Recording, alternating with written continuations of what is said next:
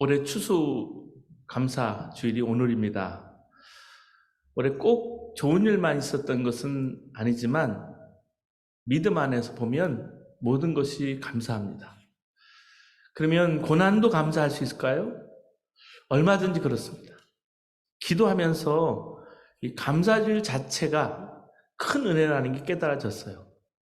팬데믹이 지났습니다. 죽음의 공포, 두려움이 지나고 나서 또다시 엄습해오는 전쟁, 많은 지진, 재난으로 인해서 어려움이 참 많아졌습니다. 그 여파로 경제적인 어려움이 심각해지고요. 가정이나 사회도 어려움이 참 많아졌습니다. 우리 교회의 민낯, 가정의 신앙의 민낯도 다 드러나고 말았어요. 우리 마음도 참 어렵습니다. 기쁜 일도 없고 미래도 불안합니다. 근데 이와 같은 때야말로 정말로 감사 신앙이 필요할 때입니다. 어째서 여러분 교회 안에 시험이 그치는 날이 없을까요? 여러분 고민해 본 적이 없으세요? 왜 교회 안에 이렇게 문제가 많고 시험이 있을까? 고민해 본 적이 참 많습니다. 그때 주님께서 교회 안에 시험이 그칠 데가 없다라는 걸 깨우쳐 주셨습니다. 왜냐하면 마귀가 역사하기 때문이에요. 그러나 시험만이 아니라 하나님의 은혜는 비교할 수 없을 만큼 크다고 하셨습니다. 시험이 닥치면 믿어지지 않아요. 근데 생각해 봐야 합니다. 시험 때문에 예수 그리스도의 십자가 구원의 은혜는 사라졌을까요, 과연? 하나님이 아버지 되신 게 취소됐을까요? 성령께서 떠나셨습니까?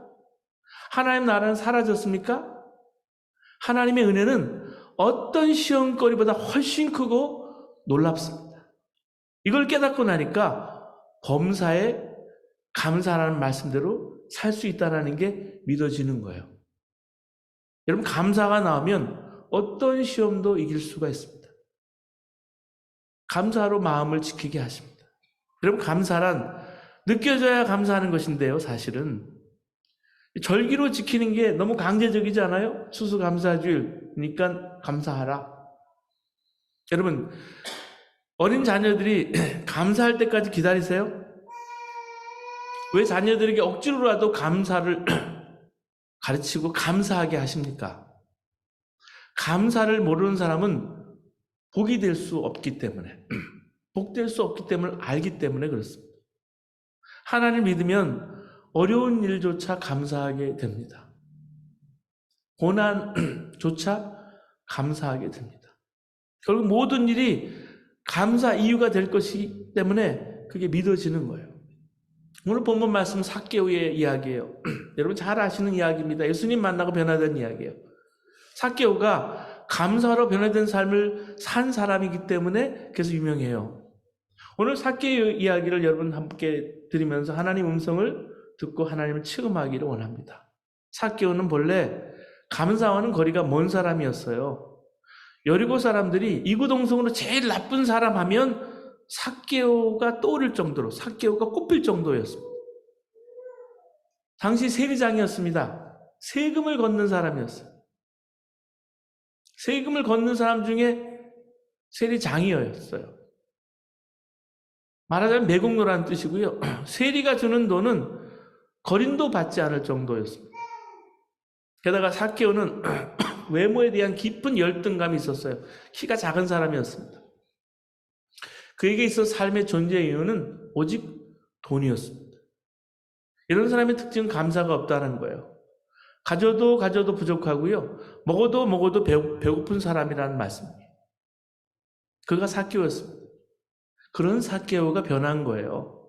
예수님 만나고 달라진 거예요. 이것은 당시 뉴스 중에 빅뉴스였어요. 예수님 때문에 변화된 사람이 너무나 많았지만 유독 성경에 삭개오라는 사람이 기록됐어요. 이 기록된 것은 삭개오가 예수를 믿고 변했다는 게 너무나 충격적인 사실이었기 때문입니다. 삭개오가 변하다니. 도무지 변하지 않을 사람. 정말 다 변해도 이 사람만큼은 안 변할 것 같은 사람이 바로 삭개오였던 것입니다. 그래서 예수님께서 삭개오 집에 들어갈 때 사람들이 수군거렸다 그랬어요. 뉴스거리인 거예요. 예수님께서도 내가 이스라엘에 잃어버린 자를 찾으러 왔다 그랬습니다. 잃어버린 자를 찾으러 왔다. 그러니까 삭개오가 바로 그 사람이었단 말이죠. 삭개오는 예수님을 한 번도 본 적이 없었습니다. 그래서 예수님이 여러분을 지나가신다는 말을 듣고 한번 얼굴이나 한번 보고 싶은 그런 호기심 때문에 뽕나무 위에 올라갔습니다. 그런데 예수님이 지나가시면서 삭개오를 먼저 알아보시는 거예요. 그리고 삭개오야, 내려오너라. 오늘 내가 네 집에 유하여야 되겠다. 이 말에 예수님을 집으로 모시게 됐어요. 삭개오로서는 말할 수 없는 충격이에요. 내가 오늘 네 집에 머물러야 되겠다. 자기가 알고 있는 예수님은 하나님의 아들이라고 하시는데 죄인 중에 말할 수 없는 죄인은 자기를 어떻게 아실까? 또 어떻게 우리 집에 묵을 수가 있느냐 하는 것이었어요. 삭개오가 그날 예수님을 영접했어요. 집에 모셨어요. 그 세 가지를 깨달았습니다. 첫째는 하나님 살아계신다는 걸 분명히 알게 됐어요. 아, 말로만 들었던 하나님이 여기 계시는구나. 살아계시는구나. 둘째는 하나님께서 자신을 알고 계신다는 것을 알게 된 거예요. 여러분, 하나님이요, 우리 자신을 사랑하실 때 나 하나밖에 없는 것처럼 사랑하시고 나를 알고 계세요.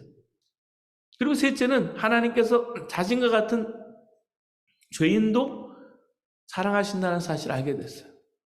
누가복음 19장 10절 보면 인자에 온 것은 잃어버린 자를 찾아 구원하려 함이라 그랬습니다. 그 사실을 깨닫고 삭개오가 그동안 자기에게는 돈 외에는 낙이 없었고요. 돈밖에는 알지 못했던 자기 자신이 달라진 거예요. 무엇보다 돈에 대한 욕심, 집착이 사라졌어요. 여러분, 돈도요, 내 자아와 함께 십자가에 못 박지 않으면요, 죽어지지 않아요. 그렇게 모았던 재산을 반을 뚝 잘라서 가난한 사람들에게 나눠주겠다고 했어요. 그리고 남은 재산 반도 세리를 하면서 남에게 토색한 것을 그동안에 4배나 갚아주겠다고 했습니다. 돈만이 유일한 기쁨이었고 낙이었던, 그리고 존재 이유였던 삭개오에게는 있을 수 없는 이유였습니다. 이상한 일이 벌어진 거예요. 그런데요, 오늘 우리가 주목해야 할 것은 삭개오가 하나님의 은혜를 받아서 변화한 것일까요? 하나님의 은혜를 받아서 변한 것이 아니라 감사함으로 삶이 변했다는 사실입니다. 여러분, 정확하게 오늘 이 말씀을 붙드셔야 합니다. 하나님의 은혜를 받아서 사람이 바뀌는가? 그렇다면 모든 사람이 다 바뀌죠. 하나님의 은혜를 안 받는 사람이 없어요. 이른 비와 늦은 비를 때를 따라 내시는 하나님께서는 모든 사람이 은혜를 주세요. 근데 예수 안 믿는 사람도 기본적으로 하나님이 주시는 은혜 속에 살고 있어요. 모두가 다. 하나님 우리를 향한 은혜를 조금이라도 거두시면 살아있을 자가 하나도 없어요. 오늘 영회중 위에서 말씀을 전했던 것처럼 참새 한 마리도 하나님의 은혜 때문에 살아가는 거예요. 오늘 이 자리에 계신 여러분도 더 말할 것도 없어요. 다 하나님이 여러분을 기억하고 계시고 또 당신의 독생자를 주시기까지 사랑하셨어요. 삭개오는 하나님의 은혜를 알았어요. 은혜를 깨달았을 때 전심을 다해서 감사했어요. 여러분, 은혜를 받았다고 누구나 삭개오처럼 반응하는 것은 아닙니다. 누구나 하나님의 은혜를 받았다고 삭개오처럼 전심으로 하나님께 감사를 드리는가? 그렇지 않아요. 여기서 삭개오가 받은 은혜를 받지 않은 사람은 아무도 없을 거예요. 그러나 다 삭개오같이 감사하지는 않습니다. 은혜를 받고 전심으로 감사하는 사람이 있는가 하면 은혜를 받고도 감사하지 못하는 사람이 있어요.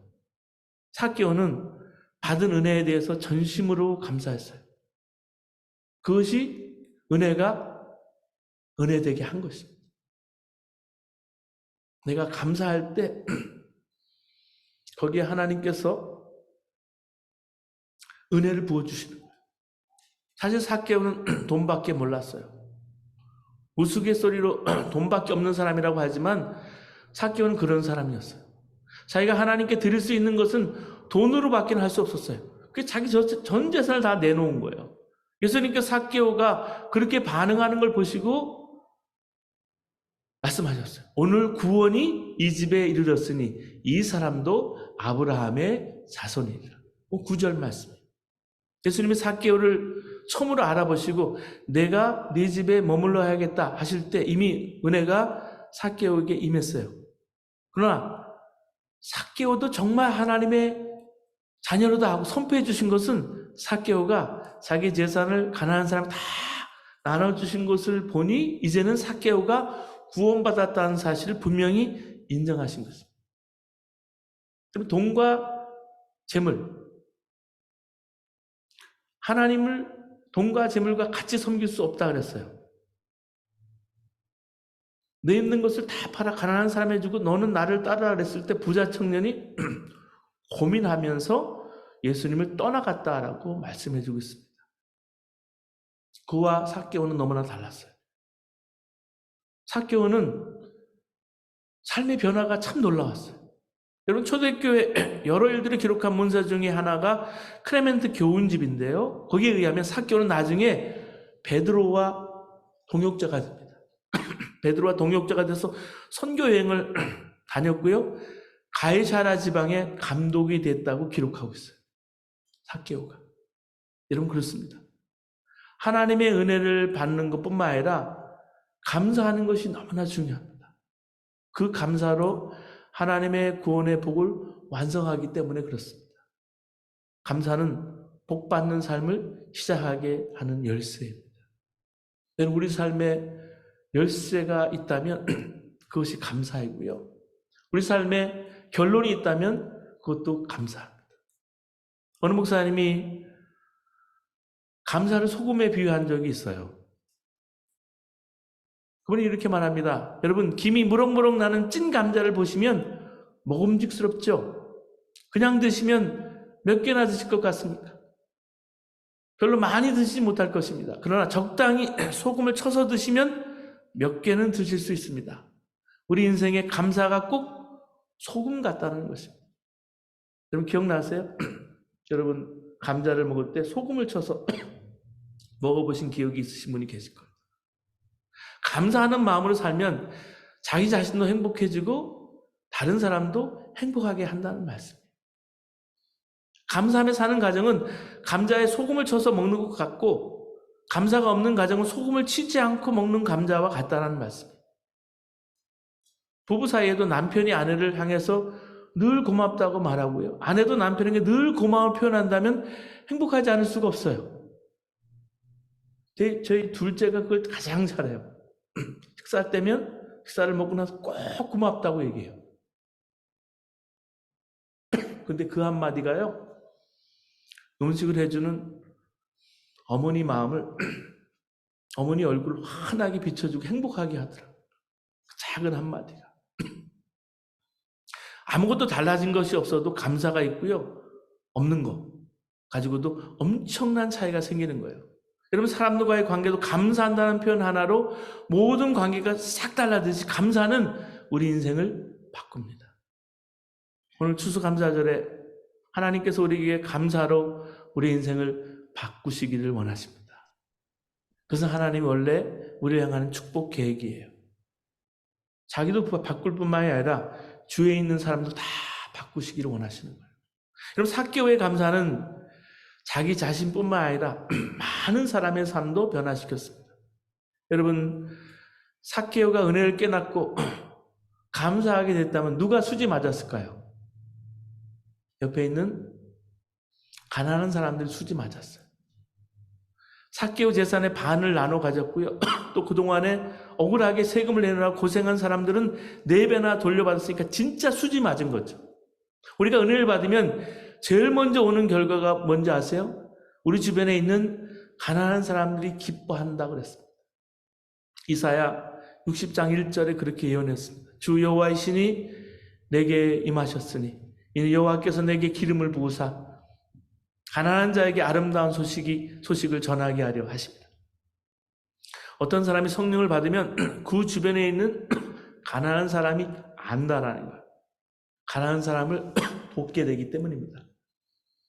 저희 교회 임미영 선교사님이 계신데 몽고에서 주로 예멘에서 8년을 남편 따라서 아내도 선교사로 섬겼는데 전문인 선교사로 아빠가 선교사로 섬겼지만 아내 된 임미영 선교사는 예멘의 커피트리라는 커피나무라는 카페를 차려서 예멘 사람들을 고용해서 예수님 이름 하나도 내지 않고 예수님을 전했어요. 한국의 분당 우리 교회 옆에 위라는 카페를 만들어서, 우리라는 뜻이거든요. 위라는 카페를 만들어서 다문화 가정, 특별히 여성들을 위해서 고용 창출을 하면서 그들에게 복음을 전하고 예수님을 전했어요.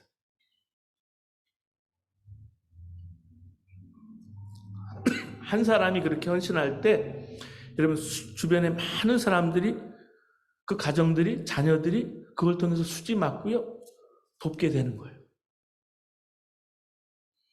그게 처음에는 이게 복음인지 이게 소금인지 모르지만 하나님이 그 안에 소금을 치시는 거예요.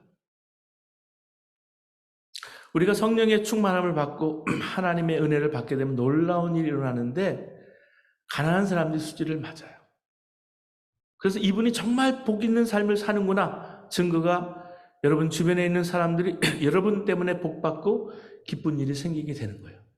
우리는 하나님께 감사를 드리는데 어려운 이웃들의 기쁜 소식이 되었어요. 이것이 하나님께 또 하나의 감사의 계획입니다. 내년에 우리 박할별 전사님 위해서 기도해 주세요. 제이콥스 레더 미니스트리를 통해서 이 북가주에 아까 말한 그런 카페를 비즈니스를 통해서 사회적인 기업, 선교적인 기업을 창출해 내려고 해요. 왜냐하면 그게 하나님의 계획이라고 믿기 때문에. 여러분 요즘 문화 선교하는 사람들, 오늘 은비호 집사님 찬양해 주셨지만 찬양 사역 하시는 분들 쉽지가 않아요. 한국은요 더 열악해요. 그런 분들을 위해서 정말 야곱이 사다리를 놓듯이 하나님께서 브릿지를 해서 전문인들을 이곳에서 하나님의 선교 에이전트가 되어서 많은 사람들 살리는 일을 위해서 하나님 쓰임받게 되기를 여러분 또한 기도해 주시면 고맙겠습니다. 사랑하는 성도 여러분, 알고 계신지 모르겠는데 하나님께서는 오늘도 7억 5천만 명이 배고픈 채로 잠자리에 들게 됩니다. 1억 명의 사람들이 집이 없어서 길거리에서 잠을 자는 것을 보고 계십니다. 4만 명의 어린아이가 굶어 죽어가는 신음소리를 들어야 했습니다. 바로 지금 이 순간에도 1초에 21명이 굶어서 죽었습니다. 이런 기가 막힌 일이 지구상에 벌어지고 있는 거예요. 하나님의 심정이 어떻겠어요? 제가 저희 집사람을 만난 게요, 도미니카 지금 쿠바 선교사님 때문에 만났는데 전 세계 부로 아이들을 돕기 위해서 코로나 덴버에 컴패션하고 같이 파트너가 돼서 사역하던 단체가 있어요. COJ라고 Children of Mission이라는 단체를 통해서 하나님이 온양에 있는 저하고 덴버에 있는 집사람하고 만나게 해주신 게 도미니카 선교사예요. 그래서 제가 선교사가 돼서 도미니카에 또 페루에 그리스에 집시 아이들 가난한 아이들 위해서 스폰서 디렉터로 사역을 하도록 저를 부르셔서 제가 미국에 왔어요. 그게 하나님의 마음이에요. 여러분, 먹을 것이 없어서 굶어 죽는 게 아니에요. 양식은요 썩어갈 정도로 많습니다. 미국 오니까 한국보다 더해요. 버리는 음식이. 그런데 왜 이런 일이 일어날까요? 감사할 만한 사람들이 감사를 하지 않기 때문에 그래요. 가진 자들이 감사함으로 대가 없이 자기 것을 풀어놓지 않기 때문입니다. 가져도 더 가지고 싶고요. 먹어도 채워지지 않는 욕심. 그래서 자기에게 있는 걸 내어놓지 않아서 이런 일이 벌어지는 거예요. 오병이어로 5,000명을 먹이는데 여러분 5,000명분을 먹어 치우는 일은 충분히 할 수 있어요. 근데 5,000명을 먹이고 살리는 일을 주님이 우리에게 하기를 원하세요. 전 세계에 얼마나 불우한 아이들이, 청소년들이 굶어 죽어가고 있는지 몰라요.